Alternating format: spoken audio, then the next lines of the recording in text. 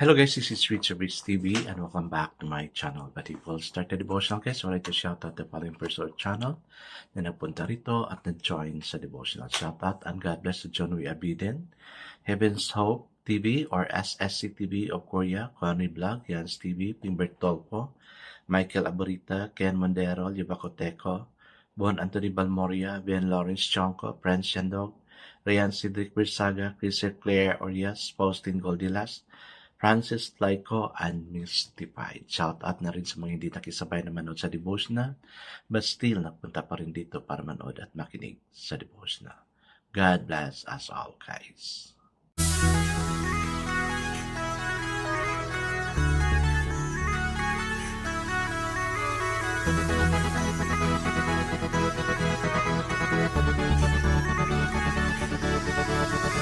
Rich TV, where you heard it, number one is on the top. Good advice is they'll never stop. Rich TV, where you heard it, number one is on the top. Good advice is they'll never stop. So guys, it's the first day of the week and of course, thank you for coming here because dalangin ko talaga na we will always start the day with God and end the day with God. And of course, we have to start our week, no? With God, and of course, let's always end our week with God also. I guess it's not proceed to our devotion. Let's open the Bible to Matthew chapter 5, verses 38 to 42. What I'm reading is about an eye for an eye. And still, guys, I'm using the devotion study Bible because the words used here so simplified na maintindihan talaga natin. Okay, the word of the Lord in Matthew chapter 5, verses 38 to 42 says, "You have heard that it was said, eye for eye and tooth for tooth. But I tell you, do not resist an evil person.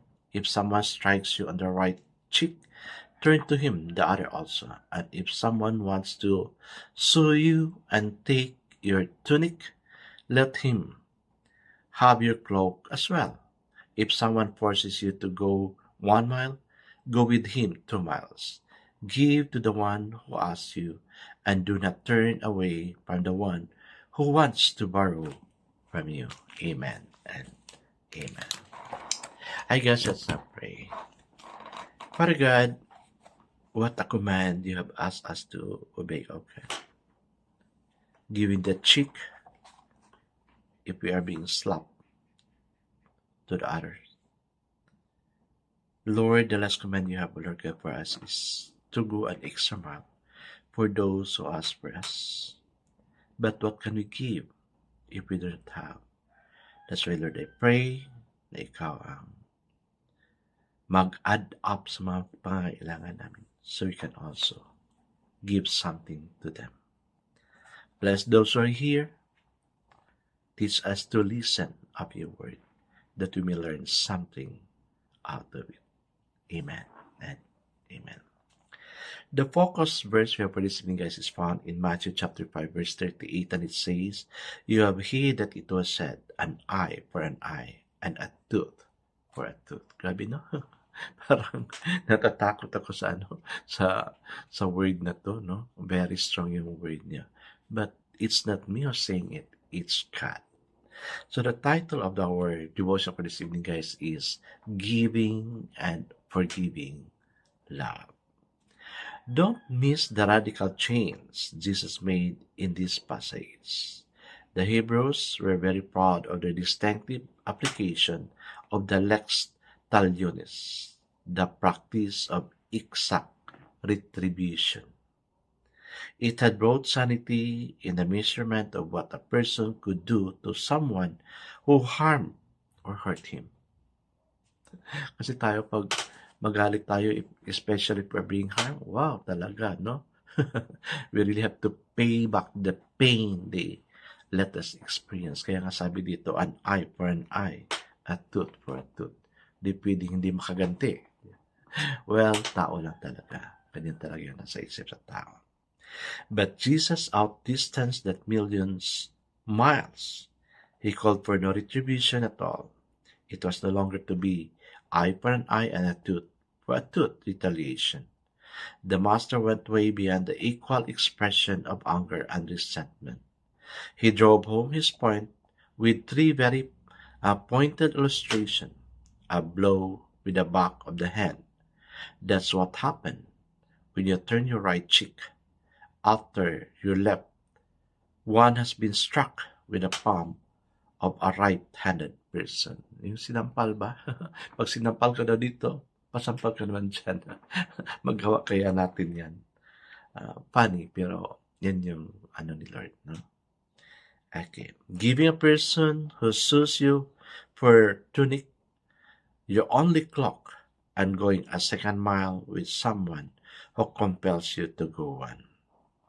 The only way to live the way Jesus called us to live is by His power, the life He changes us to live. He more than exemplified Himself. His love is unchanging, unqualified, and unlimited. It is giving and forgiving. Who in your life needs the quality of love from you today? For me, meron. Meron. And then, last May and June, nagalit ako sa group of people. Grabe yung galit ko talaga sa kanila. Kasi nawalan ako ng pera because of them. No? Nagalit ako sa kanila talaga. But then, the minister in the church says, no, kung nawalan ka ng pera because of them, and then, parang nahihirapan kang bumalik yung pera, sumbong mo na kay Lord. So, yun yung ginawa ko. And then, sabi niya, forgive them. Para wala ka ng, sa kanila, yung, naka-hold on sa kanila ba? Forgive them. Si Lord nang bahala sa kanila. At kung ano man yung nawala sa'yo, ibabalik ni Lord yun. So yun, parang naging relief ako, kampante ako kasi I'm really very much angry with them. But praise God, no, I learned to forgive them of what they have done. Yun yung, hindi ako napasampal. Sinampal ako na nawalan ako ng pera, pero imagine na malaki yung pera nakuha nila sa akin. Almost 50,000. So, the other sampal na nire-refer ni Lord is, we have to forgive them. Si Lord ang bahala. Si Lord ang bahala.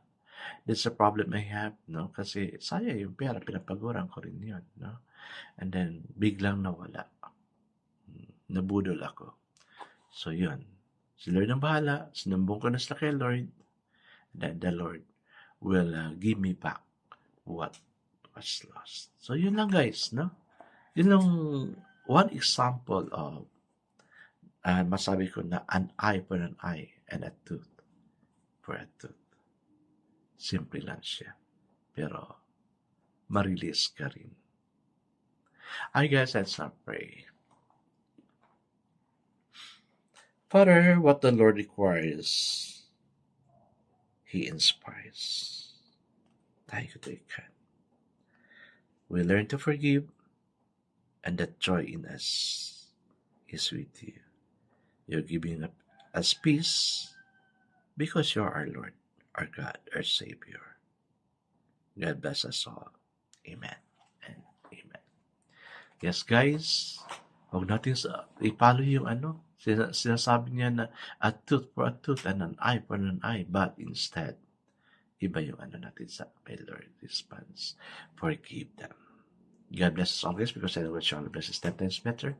This is again Rich Words TV. Kita-kita tayo ulit sa muli. Paalam!